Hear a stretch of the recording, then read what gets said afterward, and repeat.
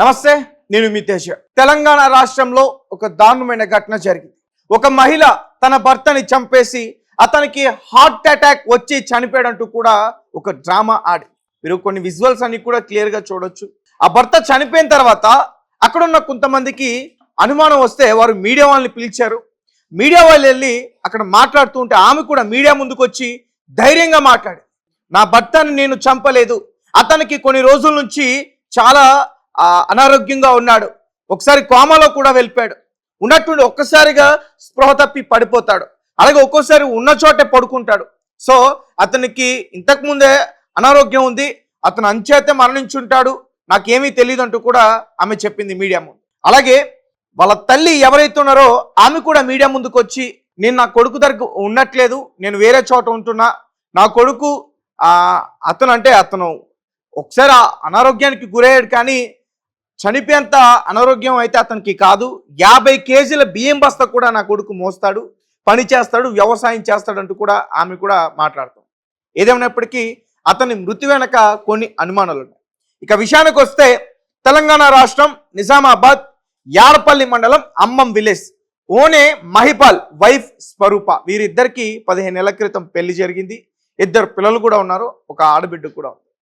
అయితే ఏమైందో తెలీదు, వీరిద్దరి మధ్య చాలా తగాదాలు నడిచాయంట, చాలా విభేదాలు కూడా నడిచాయంట. ఒకసారి ఆమె వాళ్ళ పుట్టింటికి వెళ్ళిపోవటం, మళ్ళీ ఇతను వెళ్ళి ఇతని కుటుంబ సభ్యులతో వెళ్ళి మళ్ళీ వెనక్కి తీసుకురావటం, ఇవన్నీ కూడా చాలాసార్లు జరిగే మొత్తం పెద్దల యొక్క సమక్షంలో కలిశారు.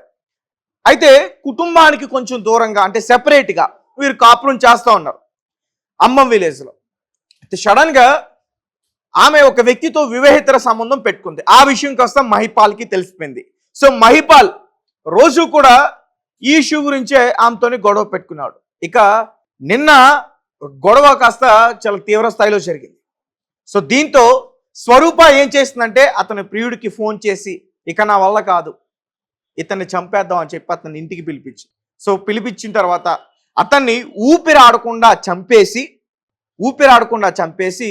సైలెంట్గా ఆ రోజు పడుకున్నది. తెల్లవారితే పెద్ద పెద్ద కేకలతో వీధిలోకి వచ్చేసి, అక్క చెల్లి అక్క అంటూ, మా హస్బెండ్ లేవట్లేదు, మీరు రండి ఒకసారి చూడండి, ఎందుకో ఎంత లేపుతున్నా లేవట్లేదు అంటూ కూడా ఒక డ్రామా, ఒక సినిమా స్టైల్లో మొత్తం కూడా డ్రామా క్రియేట్ చేసి ఆ ఇంటి పక్కన వారందరినీ కూడా పిలిచి వారందరూ కూడా వచ్చారు, లేపేందుకు ప్రయత్నించారు. కానీ అతను అప్పటికే ప్రాణాలు కోల్పోయాడు, ఎప్పుడో నైటే చనిపోయాడు, కానీ అతను లేవడు. అయితే మొత్తానికి అతను చనిపోయాడని అయితే నిర్ధారణ అయ్యింది. అయితే అప్పుడే స్థానికులు అతన్ని అబ్జర్వ్ చేస్తున్నారు. మెడపైన కొంచెం గాయాలు ఉన్నట్టుగా కనిపించింది. సో ఆ గాయాలు ఎలా అయ్యాయి? ఈమెమో హార్ట్ అటాక్ వచ్చి చనిపోయాడని చెప్తుంది, ఆ మెడపైన చూస్తే గాయాలు. దీంతో వాళ్ళందరికీ కూడా అనుమానం వచ్చి పోలీసులకి ఫిర్యాదు చేశారు. మాకేవో అనుమానాలు ఉన్నాయి, వారి కుటుంబ సభ్యులతో కేసు పెట్టించారు. సో పోలీసులు అక్కడికి చేరుకున్నారు. భారీగా చాలా మంది వారి కుటుంబ సభ్యులు కూడా అక్కడికి వచ్చేసారు. తర్వాత మీడియా వారు కూడా అక్కడికి వచ్చారు. మీడియా వారు వెళ్ళినప్పుడే ఆమె చాలా డ్రామా క్రియేట్ చేసింది. మీడియా ముందుకి 2 బిడ్డలను కూడా పెట్టుకొచ్చి, నా భర్తకి అనారోగ్యం ఉంది, నా భర్త కోమాలోకి వెళ్ళిపోతాడు, నా భర్త నన్ను సరిగ్గా చూసుకోలేదు, నా భర్త నన్ను అంటే ఒక కులం పేరుతో కూడా నన్ను దూషించాడు, ఇద్దరిది ఒకే కులం కానీ వేరే కులం పేరుతో కూడా దూషించాడంట. సో ఇవన్నీ కూడా చేశాడు, నా భర్తను నేను చంపలేదు, అతనికి అనారోగ్యం ఉంది, అతనే చనిపోయాడు, కోమాలోకి వెళ్ళిపోయాడు, ఇంతకుముందు ఉన్నట్టుండి పడిపోయాడు, ఉన్నట్టుండి పడుకుంటాడు, ఇవన్నీ కూడా మీడియా ముందుకు వచ్చి చెప్పింది. నేను చాలా అతన్ని భరిస్తూ కాపురం చేశాను, ఇవన్నీ కూడా మీడియా ముందుకు వచ్చి చెప్పింది.